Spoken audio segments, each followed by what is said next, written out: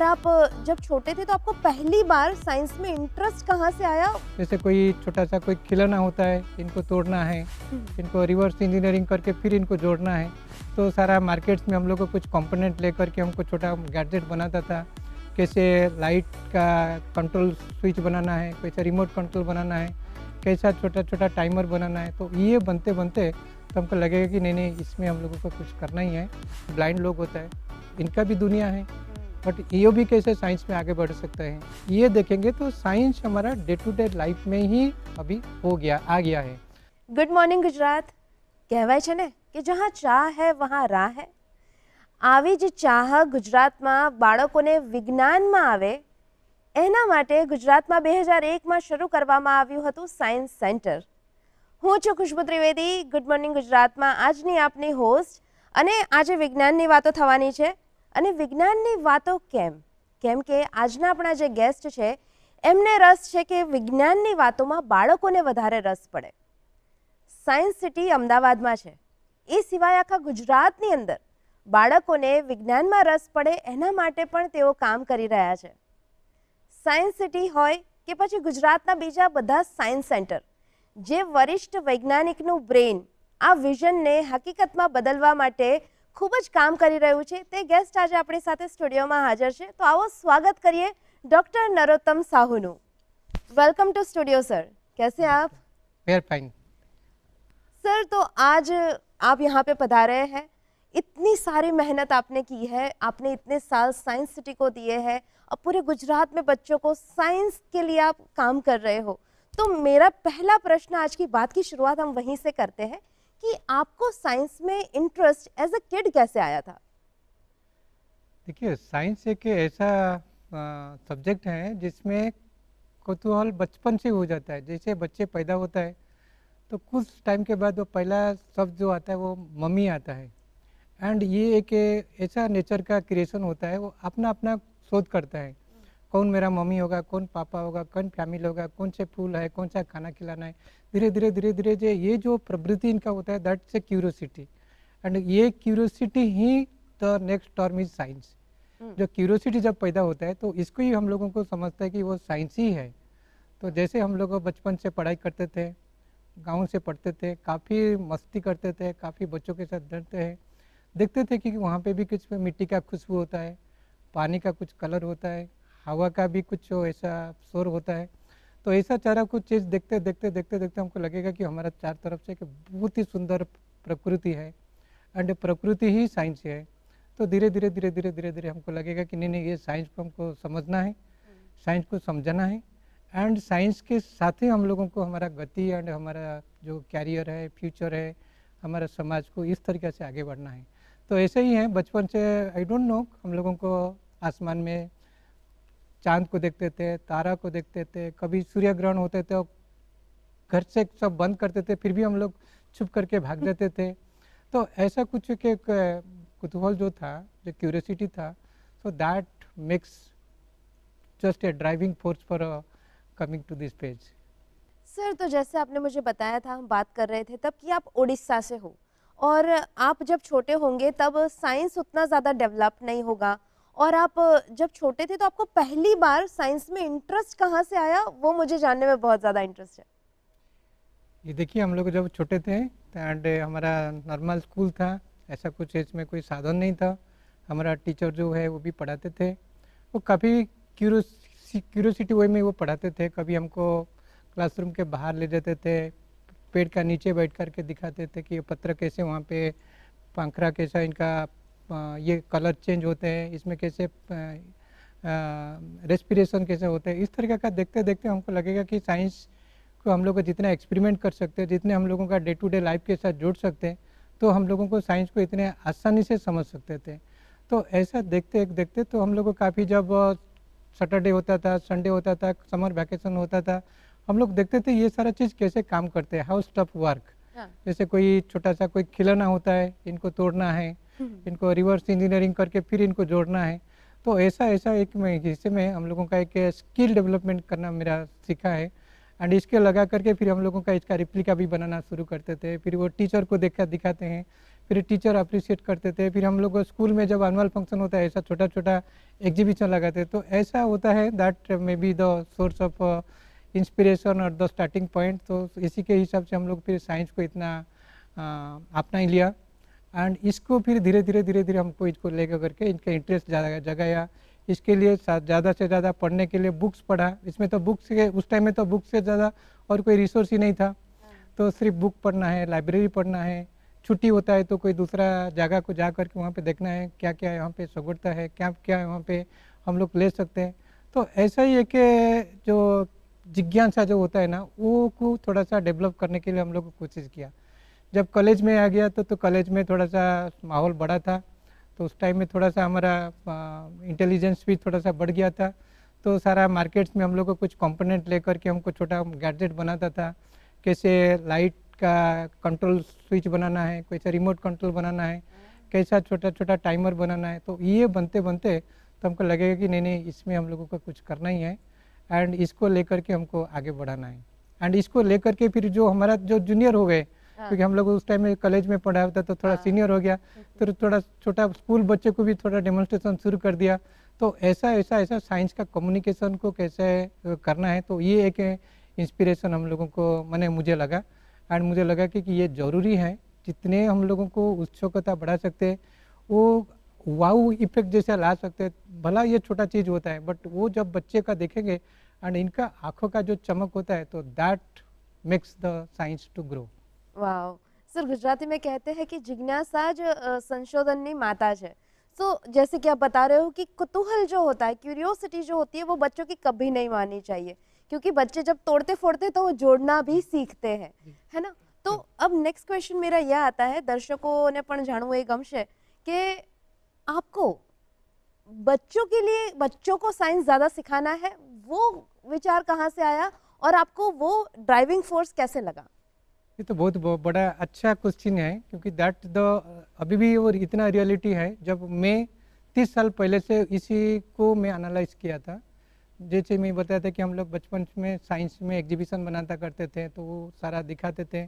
जब कोई बच्चे आकर के हमारा एग्जीबिट का देखते हैं एंड वो समझ जाता है, एंड इनका आंखों में जो इतना बड़ा जो खुश जो हैप्पीनेस हम लोग देखते थे, हमको लगेगा कि we did something good, that हम लोग को किसी का समझने के लिए एक सुराग दे दिया। तो ये देख करके हमारा काफ़ी इंस्पिरेशन बढ़ता रहता था, एंड इसी को देख करके हम लोगों को लगा कि दो, एंड हमारा टीचर भी बताते थे the child is the born scientist.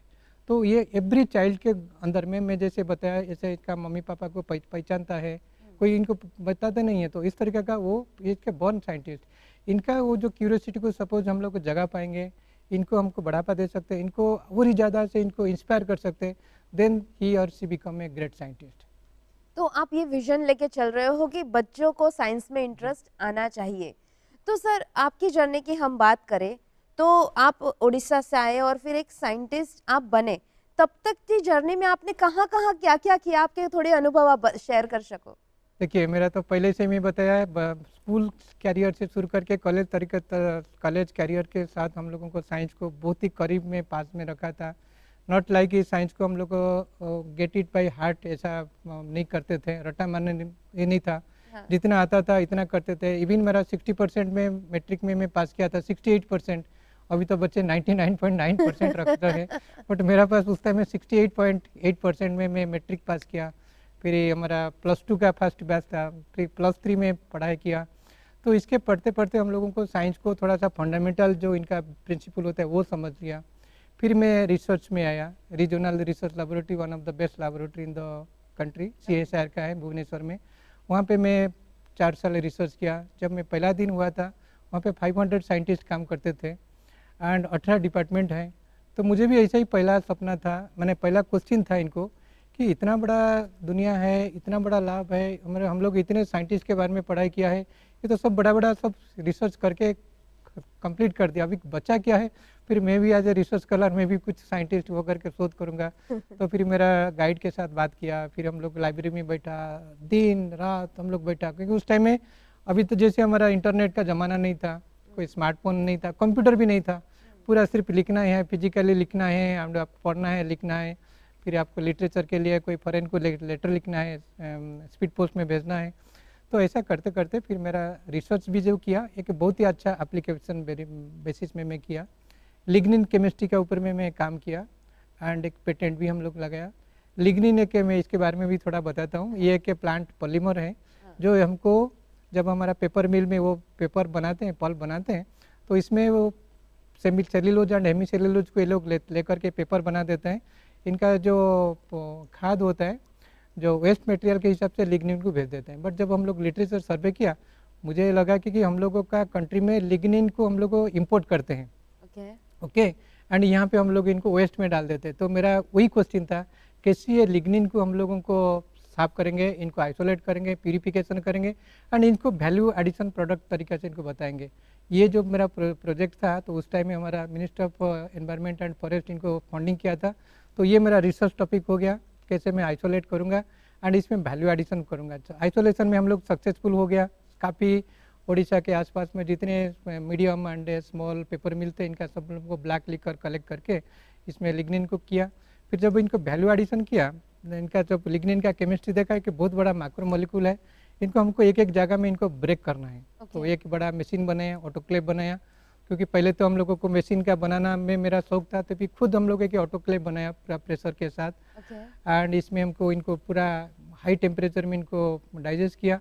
फिर इनको एक पॉइंट में जब ब्रेक हुआ एंड इसमें जो प्रोडक्ट होगा, आप अभी भी आप देखेंगे ना, आप बिलीव नहीं कर पाएंगे, that was nothing but our vanilla. जो वनीला हम लोग आइसक्रीम में खाते हैं, वही वनीला हम लोग पेपर मिल का जो वेस्ट से हम लोग निकाला एंड इनका सेम खुशबू, same colour, same texture, everything is same. Oh my God. And जब वनीला से वो हुआ, मैं जब लैब से निकला था तो मेरा दोस्त पूछते हैं, भाई तुम कौन सा फ्लेवर स्प्रे परफ्यूम यूज करते हैं? मैं बोला भाई देखो, तुम कल मेरा लैब को आ जाओ, तुम देखना है सुबह में हम लोग एक ब्लैक लिकर, एक गंदी लिकर के साथ काम करते हैं, जब प्रोडक्ट निकलता है वो इनका खुशबू होता है, वो वनीला होता है। तो ये पेपर का मिल का जो था एंड इसको जब मैं सबके सामने बताया, अलग अलग कॉन्फ्रेंस में बताया कि हम लोगों का ये हमारा प्रॉब्लम था, ये हमारा प्रोडक्ट है, ये प्रोसेस है, तो इसमें मेरा पूरा केमिस्ट्री क्लियर हो गया। एंड जो सामने वाला भी समझता है, इनका भी कोई ऐसा फार्मूला नहीं है, कोई ऐसा कोई जार्गन नहीं है, ये सिंपल है। ये हम लोग इतना एक साल में हम लोग वेस्ट कर रहे हैं, एक तरफ से हम लोग इनको इम्पोर्ट कर रहे हैं एंड ये प्रोडक्ट हम लोग को खाने का चीज़ है, इनके मेडिसिन बनता है, इनका कमर्शियल वैल्यू होता है। तो जैसा सब क्लियर हो गया, तो फिर every other people can understand. तो ये जो समझने का जो प्रोसेस एंड मुझे समझने का जो प्रोसेस, दूसरा को समझने का जो प्रोसेस था, तो इसके मुझे एक कम्युनिकेटर बना दिया, साइंटिस्ट एक कम्युनिकेटर बना दिया। तो फिर मैं सारा चीज़ को इसी अंदाज में देखा, इसमें प्रॉब्लम क्या है, इसमें हम लोग को क्या सोल्यूशन ले सकते हैं, what would be the process, इसमें कैसे हम लोगों को वैल्यू एडिशन कर सकते हैं। तो इसको लेकर मैं जब आया, तो फिर वहाँ पे मेरा डायरेक्टर बताया कि doctor Sahu, you have already completed, आपका रिसर्च बहुत अच्छा है, आप अभी Tata institute of fundamental research को चला जाओ, वहाँ पे आप पोस्ट डॉक करो। तो वो एक तरीके का रिकमेंडेशन था। तो फिर मैं इनका इंटरव्यू वगैरह दिया, लकीली मैं सिलेक्ट हो गया, वहाँ पे 2 साल काम किया। So Homi Bhabha centre for science education Mumbai में मैं 3 साल काम किया। वहाँ पे मैं international chemistry olympiad, national chemistry olympiad को कोऑर्डिनेट किया। फिर इंसिडेंटली 2001 में मैं गुजरात में लैंड किया, महात्मा गांधी का लैंड एंड गांधी जयंती का दिन में मैं साइंस सिटी का एक फाउंडर मेंबर तरीके से मैं काम किया एंड उसी दिन से मेरा गुजरात का जर्नी शुरू हुआ। वंडरफुल सर, बहुत सुंदर जर्नी। और आज आपने बताया कि वेस्ट में से आपने सीधा वेनिला निकाल दिया, वो बहुत ही इंटरेस्टिंग बात है। तो सर, इस तरीके से जो भी संशोधन होते हैं, जो भी रिसर्च होते हैं, तो वो रिसर्च के लिए आपने जो बोला कि प्रॉब्लम क्या है वो देखो और सॉल्यूशन ओरिएंटेड दिमाग लगाओ कि हमें क्या चाहिए। तो एक प्रॉब्लम देखो, एक सॉल्यूशन देखो और फिर आपको क्या गोल अचीव करना है वो देखो। अगर ये 3 चीज आपकी क्लियर है तो फिर आप आगे बढ़ सकते हो। उसके बाद में सिर्फ एक्सपेरिमेंट करने हैं और उसके बाद सिर्फ थोड़े प्रयोग करने हैं और फेल भी होंगे आप। तो आपकी फेलियर जर्नी हुई थी वहाँ पे? यस, हम लोग को काफ़ी फेलियर होते थे, काफ़ी हमको अफसोस लगता था कि हमारा कोई प्रोसेस में है, हम लोग फिर शुरू करते हैं। But every failure is a stepping stone to further success. तो ये फेल्यूर तो होता है एंड हमका तो गोल तो हमारा पूरा क्लियर होता है, हमको इनको वैल्यू एडिशन करना ही है। तो इसी तरीके से जब गुजरात में भी हम लोग मेरा जर्नी शुरू किया 2001 से, हमको भी लगा था कि वहाँ पे बच्चों को बुलाना है, साइंस सिटी को, साइंस सिटी भी वहाँ पे तैयारी के हिसाब से था। कोई इतना infrastructure all of a sudden बना नहीं था। हमारे एक एम्फी थिएटर था, एक टेंट ऑफिस था, तो वहीं पे हम लोग बच्चों को, पेरेंट्स को स्कूल को बुलाते थे। बट काफ़ी मुश्किल था क्योंकि समझना के लिए काफ़ी बच्चों का मुश्तरक का डायरेक्शन के लेंगे। दैट वाज द आपका अफसोस जैसा बोलते हैं। बट धीरे धीरे हम लोग इनको ये किया, ओवरकम किया।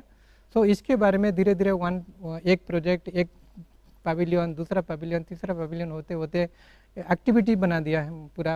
365 डेज का एक्टिविटी बनाया। फिर हम लोग साइंस को एक एक्साइटमेंट, एक interesting and close to public and people इनके तरफ से बना दिया। Then it becomes very clear. Amazing.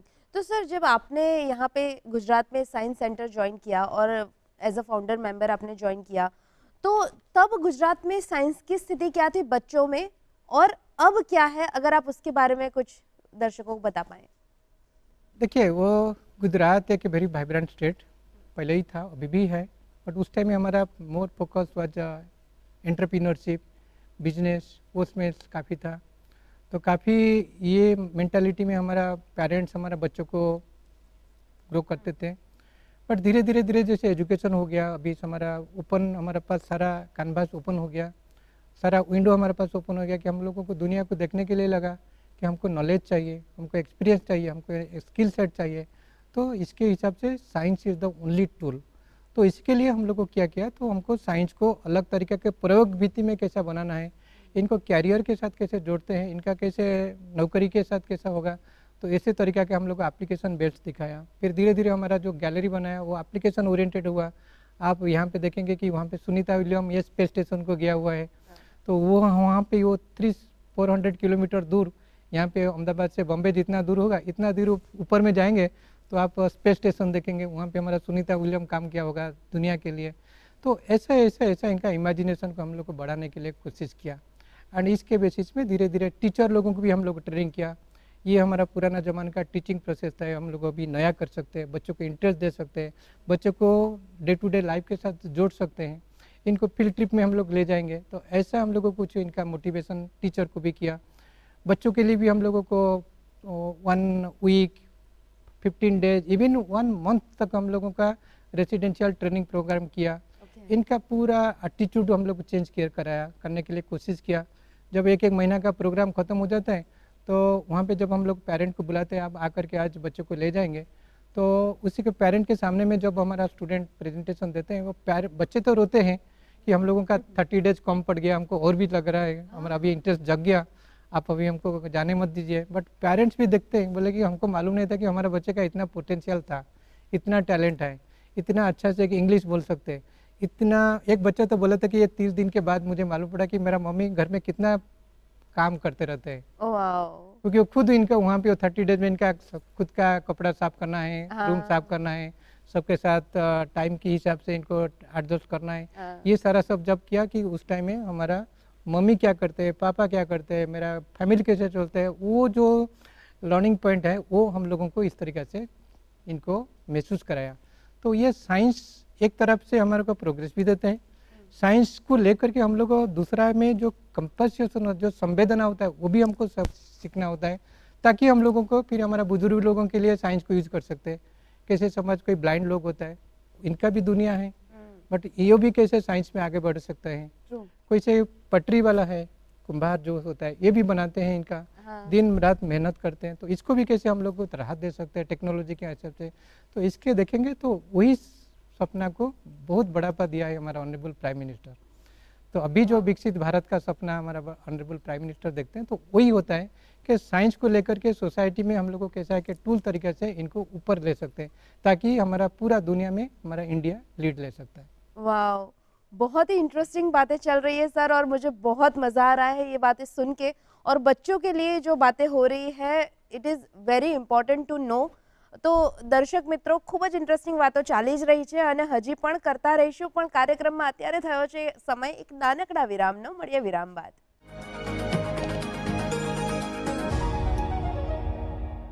Good morning ગુજરાતમાં વાતો ચાલી રહી છે ડૉક્ટર નરોત્તમ સાહુ સાથે, જે પોતે એક વૈજ્ઞાનિક છે અને આપણે એમની સાથે વાતો કન્ટિન્યુ કરવાના જ છીએ. પણ એના પહેલાં મારે તમારી સાથે એક વાત કરવી છે. તમને ખબર છે કે અમદાવાદની અંદર તો સાયન્સ સિટી છે જ, પરંતુ હવે અમદાવાદની બહાર ગુજરાતભરના અન્ય શહેરોમાં પણ ઘણા બધા સાયન્સ સેન્ટર ઓપન કરવામાં આવ્યા છે, જે કરીને બાળકોને વિજ્ઞાનમાં વધારે રસ આવે, બાળકોને વિજ્ઞાન વિશે વધારે માહિતી મળે. એવું જ એક સેન્ટર આપણા પાટણમાં પણ છે. અને એના સિવાયની એક ઇન્ટરેસ્ટિંગ વાત એ છે કે આપણા જે સ્થાપત્યો છે એ પણ ખૂબ જ વૈજ્ઞાનિક રીતે બનાવાયેલા છે અને એટલા જ માટે હજારો વર્ષોથી સચવાયેલા છે. પાટણ પણ આવું જ એક ઐતિહાસિક નગર છે અને પાટણમાં જ આવું એક સરસ મજાનું ખૂબ જ રસપ્રદ સાયન્સ સેન્ટર પણ ઓપન કરવામાં આવ્યું છે. તો આવો જોઈએ એક અહેવાલ. સંસ્કૃતિની નગરી ગણાતું શહેર, વિશ્વ વિરાસત રાણીની વાવ, સહસ્ત્રલિંગ તળાવ, બેનમૂન વિશ્વવિખ્યાત પટોળા જ્યાંના પ્રખ્યાત છે તે સિદ્ધરાજની સિદ્ધનગરી એટલે પાટણ, જ્યાં આજે પૌરાણિક સ્થાપત્યો બાદ તેની નવી ઓળખ પ્રસ્થાપિત થઈ છે અને તે છે પ્રાદેશિક વિજ્ઞાન પ્રૌદ્યોગિક કેન્દ્ર. 1 મે 2022ના રોજ આ પ્રોજેક્ટના લોકાર્પણ માનનીય શ્રી મુખ્યમંત્રી સાહેબ દ્વારા થયેલ છે. એના પછી 2 મહિનામાં લગભગ 1,05,000 જેવી વિઝિટર મુલાકાત લીધી. એટલે મહિનાના કહું તો 50,000 જેવી મુલાકાતીઓ, એના કરતાં વધારે મુલાકાતીઓ વિઝિટ લેશે. અને લગભગ મંગળવારથી લઈને શનિવારની ટ્રાફિક 2,000 થી 3,000 લોકોની રહે અને દર રવિવારે 5,000 થી 6,000 લોકો મુલાકાત માટે અહીંયા આવે છે, જે ખૂબ જ આનંદની વાત છે. અને એચિવમેન્ટ બાબતમાં કહું તો આપણા સંપૂર્ણ દેશમાં સૌથી મોટી લગભગ 57 ફીટ હાઇટ જેવી ડાયનાસોરના ઇન્સ્ટોલેશન છે ડાયનાસોર પાર્કમાં. અત્યાર સુધીમાં 1,00,000 કરતાં વધારે લોકો વિઝિટ લઈ લીધી અને ખાસ જે વિઝિટરમાં જેટલા લગભગ એમાં 50% જેવી વિઝિટર વિદ્યાર્થી મિત્રો છે. પાટણ જિલ્લામાં આધુનિક સેવાઓથી સજ્જ વિજ્ઞાન કેન્દ્રમાં 5 ગેલેરીઓનો સમાવેશ કરવામાં આવ્યો છે, જેમાં dinosaur gallery, human science gallery, Nobel price gallery chemistry, hydroponics gallery અને ઓપ્ટિક્સ ગેલેરી મુખ્ય છે. આ ઉપરાંત પણ ઘણા આકર્ષણ આ સાયન્સ સેન્ટરમાં જોઈ શકાય છે.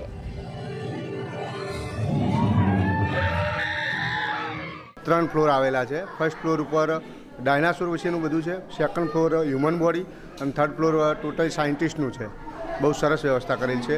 અને અત્યારે સાથે સાથે નાના બાળકો હોય તો એમના માટે મનોરંજનનું પણ ટાઇલ્સ રૂમ છે, પછી 3D થિયેટર છે, બધું સરસ વ્યવસ્થા છે. આ પૃથ્વી પર કેવા કેવા ડાયનાસોર થઈ ગયા એ તમામ પ્રજાતિ, એના વિશે તમામ માહિતી અહીંયા ડીપની અંદર તમને બધી આપવામાં આવે છે.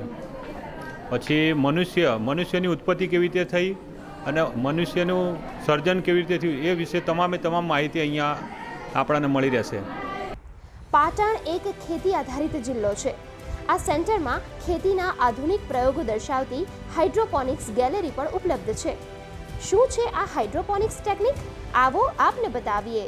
હાઇડ્રો મતલબ વોટર એન્ડ પોનિક્સ મતલબ પ્લાન્ટ. હાઇડ્રોપોનિક મેથડનો ઉપયોગ ઘણી બધી રીતે થાય છે, જે આપણને ફાયદાકારક છે. અત્યારે શહેરીકરણ વધતું જાય છે, બરાબર, જમીનો ઓછી છે, તો આપણે અહીંયા હાઇડ્રોપોનિકનો ઉપયોગ કરીને આપણે ટેરેસ ગાર્ડનિંગ કરી શકીએ છીએ. આની અંદર હાઇડ્રોટોન એન્ડ કોકોપીટ્સનો યુઝ કરેલો છે. આ છે હાઇડ્રોટોન છે, જે ચીકણી માટી એન્ડ કોલસાના બનેલા છે. એ શું કરશે, એ વધારાનું જે પાણી હશે, જે વધારાનું વોટર હશે, એક્સેસ વોટર યા તો પછી મોઇશ્ચર, જે વધારાનું મોઇશ્ચર હશે એ એબ્ઝોર્બ કરી લેશે. કેમ કે પ્લાન્ટ પાણીમાં રહે તો એના રૂટ શું થાય, કોવાઈ જાય, બગડી જાય. જે ઇન્ડોર હાઇડ્રોપોનિક્સ મેથડનો ઉપયોગ કરવો હોય તો સનલાઇટની જરૂર નથી. એના માટે આપણે સ્પેક્ટ્રમ પ્લસ યુવી લાઇટનો યુઝ કરીએ છીએ.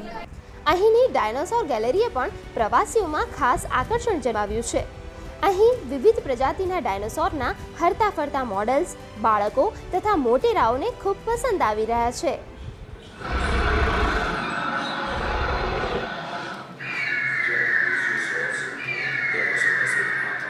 સારું છે, સરસ, બાળકોને એન્જોય કરાય એવું છે, મોટા બી એન્જોય કરી શકે એવું છે. સરસ મજા પણ આવી ગઈ અમને બધાને. અને આમ ડાયનાસોર પાર્કમાં પાટણ શહેરની અંદર, આટલા નાના શહેરની અંદર આટલું મસ્ત જોવા માટેનું બહુ સરસ કહેવાય. આ ઉપરાંત પણ મનુષ્યની ઉત્પત્તિ બતાવતા મોડલ તથા શરીરની અંદરના અંગોના વર્કિંગ મોડલ પણ વિદ્યાર્થીઓને તેમના વિજ્ઞાનના અભ્યાસમાં ખૂબ ઉપયોગી બની રહ્યા છે. જનસામાન્યમાં વૈજ્ઞાનિક અભિગમ ઊભો કરી વિજ્ઞાન પ્રત્યે લોકજાગૃતિ કેળવવા, વિજ્ઞાન અને ટેકનોલોજી તથા સમાજ વચ્ચે આદાન પ્રદાનના માધ્યમ તરીકે પાટણનું આ રિજિયોનલ સાયન્સ સેન્ટર મહત્વપૂર્ણ ભૂમિકા ભજવી રહ્યું છે. આ વિજ્ઞાન કેન્દ્ર પાટણ તથા ઉત્તર ગુજરાત માટે આકર્ષણનું કેન્દ્ર બન્યું છે. માત્ર પાટણમાં જ નહીં પરંતુ રાજકોટમાં પણ અને બીજા અન્ય શહેરોમાં પણ આવા સેન્ટર ઓપન કરવામાં આવ્યા છે. એની વાતો આપણે ડૉક્ટર નરોત્તમ સાહુ સાથે કન્ટિન્યू करिए. तो सर परिवार आपका स्वागत है शो में. सर आपने जैसे बताया कि गुजकोस के अंतर्गत बहुत सारे साइंस सेंटर्स गुजरात भर में ओपन हो रहे हैं, तो उसकी जर्नी के बारे में आप थोड़ा अगर बता सकें. कि Gujarat council on science and technology जो है ये विज्ञान का प्रचार प्रसार करना ही है. इसके साथ इनका संशोधन, इनका पेटेंट, इंटेलेक्चुअल प्रॉपर्टी राइट के बारे में वो थोड़ा सा होता है. तो साइंस सिटी में हमारा साइंस का प्रचार प्रसार होते हैं. बट गुजकोस जो है ये एक अलग संस्था है. हमारा department of science and technology government of Gujarat के अंदर में है एंड ये भारत सरकार का एक संस्था है. एंड इसके माध्यम से जब हमारा honourable prime minister, honourable chief minister का विजन में साइंस को कैसे हम लोगों को बच्चों का स्कूल के कैंपस के साथ ले जाएंगे कि हर दिन हम लोग को बच्चों को राजकोट से अहमदाबाद की, डांग से अहमदाबाद की, सूरत से अहमदाबाद लेने के इट इज़ नॉट पॉसिबल. तो साइंस को कैसे इनका क्लोजर कॉरिडोर के पास ले जाएंगे, तो ये एक मिशन में हमको गुजरात सरकार के माध्यम से honourable prime minister, honourable chief minister के जो हमारा मार्गदर्शन में तो हम लोगों को 2018-19 में शुरू किया था. तो 2022 में हमारा पहला science centre, regional science centre हमारा पाटन में ओपन हुआ. पाटन में मई महीने में ओपन हुआ, में गुजरात डे में. इसका अगस्त में हमारे को भावनगर का ओपन किया, सितंबर में भुज का किया एंड अक्टूबर में राजकोट का किया. ऐसे चारों रीजनल साइंस सेंटर जैसे मिनी साइंस सिटी है, तो ये अभी हमारा चारों रीजन में हो गया. अब इसमें अभी देखेंगे 2022 से शुरू हुआ, धीरे धीरे होते होते अभी हम कि 20 लाख से ज़्यादा विजिटर वहाँ पे आते हैं, देखते हैं. सिर्फ देखने के लिए नहीं आते हैं, वहाँ पे प्रयोग करते हैं. वहाँ पे अलग अलग जो साइंस, टेक्नोलॉजी, इंजीनियरिंग, मैथमेटिक्स का प्रयोग में इनका कंपटीशन में भाग लेते हैं. स्टेट, नेशनल, इंटरनेशनल लेवल तक भी जाते हैं. एंड अभी वहीं पे भी हमारा ओलंपियाड जो है, साइंस ओलंपियाड, इसमें भी हमारा हर साल में कोई ना कोई गुजरात का प्रेजेंटेशन होता था. तो आप सोचिए जब गुजरात में हमारा साइंस एजुकेशन इतने मुश्किलों कंडीशन में था 20 साल के पहले, अभी वही गुजरात में बच्चे लीड ले रहे हैं national and international science olympiad. And इतना टफ एग्जाम होता है, बट फिर भी हमारा स्टूडेंट इतना होता है. एक स्टूडेंट हमारा लास्ट ईयर में एक स्टूडेंट एक साथ राजकोट का, एक पेठानी, वो एक साथ इंटरनेशनल आर्ट साइंस में and international junior science olympiad में वो दोनों मेडल लिया. एंड अभी ये साल में भी हमारा बायोलॉजी ओलंपियाड में हमारा रिप्रेजेंटेशन है. तो ये देखेंगे तो ये चारों सेंटर का जो स्टूडेंट का जो साइंस के प्रति इनका रुचि बढ़ रहे हैं, साइंस एनरोलमेंट बढ़ रहे हैं, टीचर को भी बढ़ रहे हैं, सोसाइटी में भी साइंस का रिफ्लेक्शन आता है. तो इसको देख करके हमारा गुजरात सरकार, ऑनरेबल सीएम अभी फिर 4 रीजनल साइंस सेंटर के लिए बनाने के लिए हमको मौका दिया है. तो इसके लिए बड़ौदा, सूरत, जामनगर, जूनागढ़ वहाँ पे भी काम शुरू हो गया. एंड ये जो रीजनल साइंस सेंटर है एक मिनी साइंस सिटी तरीके से होता है. 10 एकड़ लैंड हमको लोकल एडमिनिस्ट्रेशन में तरफ से मिलते हैं. वहाँ पे हमारा 100 से 125 करोड़ का बजट है. 2 साल का हमारा टाइम है. तो 2 साल के बाद हम लोगों को इनको ओपन करते हैं. फिर ये एक साइंस हब, एक इनोवेशन हब तरीके से बनता है. हमारा जर्नी इतने में भी नहीं होता है. अभी पूरा डिस्ट्रिक्ट में भी गुजरात में पहले से हमारा विक्रम साराभाई साहब के जो father of Indian space programme थे, इनका विजन में हमारा यहाँ पे Vikram Sarabhai community science centre अभी भी है. इसी के धारा में हम लोगों का काफ़ी 20 साल पहले से गुजरात में एक लोक विज्ञान केंद्र का परिकल्पना था. तो वहाँ पे पहले 10 डिस्ट्रिक्ट में था, इसको हम लोग बढ़ा करके पूरा 33 डिस्ट्रिक्ट में बढ़ाया. वो हमारा अभी प्राइवेट पब्लिक पार्टनरशिप मॉडल में काम चल रहे हैं. ये में काफ़ी एक्टिव है. इसके थ्रू से हमारा बच्चे सोसाइटी तरफ से वो साइंस का अलग अलग प्रयोग होता है, अलग अलग स्टेक होल्डर के साथ बातचीत होता है. गांव का बेन से शुरू करके, बेन लोगों के शुरू करके हमारा खेडूत होता है, हमारा आर्टिसन होता है, सबके साथ ग्राम सभा भी होता है.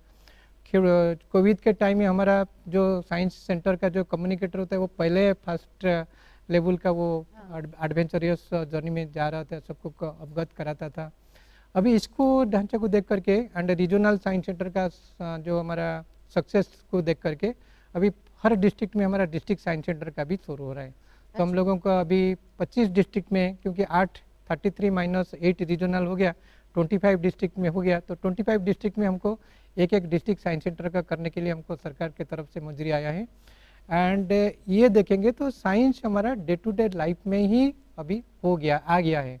तो उठने के बाद हमारा सोते सोते हम लोग सिर्फ साइंस का ही लैंग्वेज में बात करेंगे। ओके एंड इसी तरीके से हमारा जो मोबाइल टेक्नोलॉजी है, इंटरनेट होता है, इसके करके हम लोग को करेंगे। तो 25 जो डिस्ट्रिक्ट साइंस सेंटर में हम लोग अभी 17-18 डिस्ट्रिक्ट में हम लोग को हमारा लैंड आइडेंटिफाई करके काम अभी शुरू कर दिया है। अभी जल्दी से जल्दी ये हो जाएगा। तो नेक्स्ट 2 साल 3 साल के अंदर में देखेंगे तो Gujarat is vibrant in science technology and innovation state तरीका से वो पूरा दुनिया में दिशा दिखाएगा। तो व्यापार के साथ विज्ञान में भी गुजरात बहुत आगे बढ़ने वाला है थोड़े ही समय में। तो सर आप मुझे ये बताइए कि ये जो सारी साइंस सेंटर्स होते हैं, ये जो सारी साइंस की चीज़ें वहाँ पे लगती है, तो उसके पीछे थॉट प्रोसेस क्या होता है कि हमें इस सेंटर में इस तरीके से काम करना चाहिए, इस सेंटर में इस तरीके से काम करना चाहिए, वो कैसे डिसाइड होता है? ये कि बहुत अच्छा क्वेश्चन पूछा। ये जब एक साथ हम लोगों को इतना साइंस सेंटर, साइंस सिटी सबका हुआ है, हमको एक ही चीज़ हम लोग रखा, जो आपका क्वेश्चन का वही ऑब्जेक्टिव है। इसमें कोई चीज़ हम लोगों को रिपीट नहीं किया। It is not like the same model आप 25 जगह में खड़ा कर देना। करेक्ट। तो एवरी स्टेट के लिए हम लोग अच्छा तरीके से हमारा ब्रेनस्टॉर्मिंग करके, हमारा टीम, हमारा रिसोर्सेज, हमारा रेफरेंस ले करके हम लोगों को इनको देखा कि कोई भी चीज़ रिपीट नहीं होगा। इसमें वैल्यू एडिशन रहेगा, इसमें रिपीट विजिटर का अट्रैक्शन रहेगा, इसमें रिपीटेटिव के क्लोजनेस रहेगा। तो इसी तरीके से हमारा जो रीजनल साइंस सेंटर है, इसमें 5 गैलरी होता है और रीजन के हिसाब से हमारा होता है, टेक्नोलॉजी को एडवांस लेने के लिए होता है।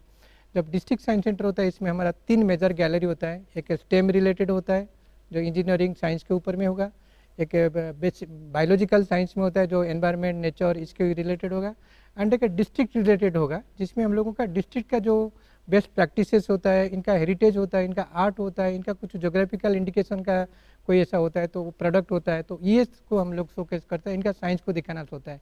इसके अलग हमारे पास discovery centre, innovation centre, IP lab, ये सारा रखा है क्योंकि ये that's open area, open land area, जहाँ पे बच्चों आ करके तोड़ जोड़ फोड़ करके वो कुछ बनाएंगे एंड इनका पेटेंट ले सकते हैं। एंड हम लोगों को इतने खुशी होता है कि हमारा माननीय बड़ा प्रधान श्री एंड हमारा ऑनरेबल चीफ मिनिस्टर, हमारा department of science and technology में इतने हमारा गाइडेंस एंड इनका सहयोग मिलता है। आज हमारा सारा बच्चे के लेवल में हम लोग को इंटेलेक्चुअल प्रॉपर्टी पेटेंट देने के लिए हम लोग सक्षम है। हर महीने में, हर 2 महीने में कोई ना कोई बच्चे, कोई स्कूल बच्चे, कहीं 9 होगा, 10th होगा, 11th होगा, कोई अंडर ग्रेजुएट होगा, ये बच्चे अभी इनका प्रोजेक्ट में इधर प्रोडक्ट पेटेंट और डिजाइन पेटेंट लेकर के आते हैं। तो सर ये जो बच्चे आते हैं आपके पास पेटेंट लेके, तो वो कैसे आ सकते हैं? अगर हमारे दर्शकों में कोई बच्चे हैं जिन्होंने कुछ नया बनाया है, अगर उनको आपके पास आना है या आपको अप्रोच करना है कोई भी सिटी सेंटर को या साइंस सेंटर को, वो कैसे कर सकते हैं? देखिए, इसी के लिए साइंस का सेंटर अभी हर बच्चों के हर स्कूल में, हर जिला में हम लोग को स्थापना किया है, क्योंकि कोई प्रॉब्लम नहीं होगा। सपोज कोई राजकोट का स्टूडेंट है तो ये जाकर के हमारा रीजनल साइंस सेंटर राजकोट में पहुंचेंगे, इनका जो आइडिया होता है, इनका जो प्रोडक्ट होता है, हमारा जो लाभ वहाँ पे होता है, तो वहाँ पे करके हमारा प्रोजेक्ट डायरेक्टर है, टीम है, वहाँ के साथ बातचीत करेंगे। तो वहाँ से सपोज हमको लगेगा कि इसमें कुछ दम है, कुछ क्रिएटिविटी है, कुछ इनोवेशन है, तो वहीं से हम लोग इनको पिकअप करके फिर इनका आइडिया को, इनका पेटेंट को फाइल करना है, इनको फॉलोअप करना है, इनको डिफेंड करना है, फिर इनका जो प्रोसेस होता है इनको ये करके फिर ये इनका जो 1 साल 2 साल लगता है, तो 2 साल के अंदर में इनका पेटेंट इनको मिलता है। ठीक है। तो सर जो बच्चे साइंस में बहुत ज़्यादा इंटरेस्टेड है और उनको साइंस में आगे बढ़ना है, या तो फिर हमारे जो एस्ट्रोनॉट जा रहे हैं सुधांशु शुक्ला, तो अगर उनको एस्ट्रोनॉट बनना है या उनको विज्ञान में आगे बढ़ना है, तो उनके लिए आप कुछ टिप अगर दे पाए या तैयारी के लिए कुछ चीज़ें बता पाए? देखिए, हमारा साइंस में तो इतने सब्जेक्ट हैं एंड इतने सब्जेक्ट से सबसे एक्साइटिंग है स्पेस, एंड इसके लिए हमारा जो इसरो है, इंडियन स्पेस रिसर्च ऑर्गेनाइजेशन, इनको इतना हमको हमारा सपना को बढ़ाया दिया। एक गो में 104 सैटेलाइट को लॉन्च करके ये हमारा जो एक अद्भुत उम्मीद जो है वो हमारा कॉन्फिडेंट बढ़ा दिया। एंड इसके साथ जो चंद्रयान का सफलता है, गगनयान का जो परिकल्पना है, अभी खुद का हमारा स्पेस स्टेशन होता है, इस तरीके से हम लोग देखेंगे तो 1984 में हमारा राकेश शर्मा जो उसी टाइम में पहला गया हुआ थे स्पेस को, एंड ये अभी हमारा 4 डेकेड हो गया। एंड बीच में हमारा इंडियन ओरिजिन जो एस्ट्रोनॉट है, स्टार एस्ट्रोनॉट है, सुनीता विलियम, वो भी जा करके रिकॉर्ड करके आए हैं। जी इसके बाद उसी जर्नी को और भी स्पीड अप करने के लिए, एक्सेलरेट करने के लिए we are so fortunate, so proud that अभी 10th जून में हमारा इंडियन एयरफोर्स का जो स्क्वाड्रन लीडर हैं, कैप्टन, ग्रुप कैप्टन हैं, तो ये जो सुधांशु शुक्ला है, तो ये अभी इनका चयन, इनका ऑलरेडी पूरा हो गया है। Now he is in quarantine में है, तो अभी इनका मिशन शुरू हो गया 10 जून में शाम का 5:55 में। तो ये अभी नासा का जो ये है स्पेस मिशन है, तो इसके साथ वो स्पेस स्टेशन को जाएंगे। ये एक पहला हमारा इंडियन होगा जो इंटरनेशनल स्पेस स्टेशन में जा करके वहाँ पे 14 दिन तक रिसर्च करेंगे। एंड वो ऐसा रिसर्च टॉपिक लिया है पूरा जो जगत, जो से बोलते हैं ना, जगत का कल्याण के लिए। तो साइंस को कैसा करेंगे, हमारा कैसे, सपोज हमारा बढ़ती उम्र में हमारा जो हड्डियाँ हैं, हमारा जो मसल्स होता है, ये कैसा ठीक रह सकता है, हमको वही ताकत दे सकता है। इसके तरीके का जो रिसर्च जो तो होता है, जो हमारा अर्थ का एनवायरनमेंट में पॉसिबल नहीं होता है, उसी रिसर्च को लेकर के वो करेंगे इंटरनेशनल स्पेस स्टेशन में। तो ये एक इतना बड़ा इंस्पिरेशन होगा, इतना बड़ा मोटिवेशन होगा। इसके लिए हम लोग देखेंगे कि नेक्स्ट ज़माने में हमारा काफ़ी सुधांशु शुक्ला तरीका से हमारा नेक्स्ट जनरेशन एस्ट्रोनॉट बन जाएंगे, क्योंकि हमारा गगनयान भी तैयारी होता है। एंड अभी भी हम लोग देखते हैं कि लगभग जो लूनर मिशन चल रहा था 1969 से 79 तक ओनली 12 एस्ट्रोनॉट गया हुआ है। अच्छा। अभी 79 से अभी 73 से अभी तक इतना दिन के बाद अभी 13 वाला कोई गया नहीं हुआ है। तो अभी हम लोग चाहते हैं कि वो अभी इंडिया का होगा एंड गुजरात का ही होगा। बहुत खूबसूरत बात कही कि गुजरात से ही एस्ट्रोनॉट जाने चाहिए, गुजरात से बहुत सारे साइंटिस्ट भी हमें मिलने चाहिए। तो जो भी हमें देख रहे हैं अपने दर्शक મિત્રો, તમારા જો બાળકોને વિજ્ઞાનમાં રસ હોય તો એમની સ્કૂલ છે કે પછી આપણું અમદાવાદનું સાયન્સ સેન્ટર છે કે પછી ઘણા બધા જે સાયન્સ સેન્ટર રિજનલ લેવલ પર પણ બન્યા છે, તમે ત્યાં લઈ જઈ શકો છો બાળકોને અને વિજ્ઞાનમાં એમનો રસ વધારી શકો છો। डॉक्टर नरोत्तम साहू, आपके साथ बात करके हमें बहुत मजा आया। थैंक यू सो मच हमारे साथ जुड़ने के लिए। Thank you.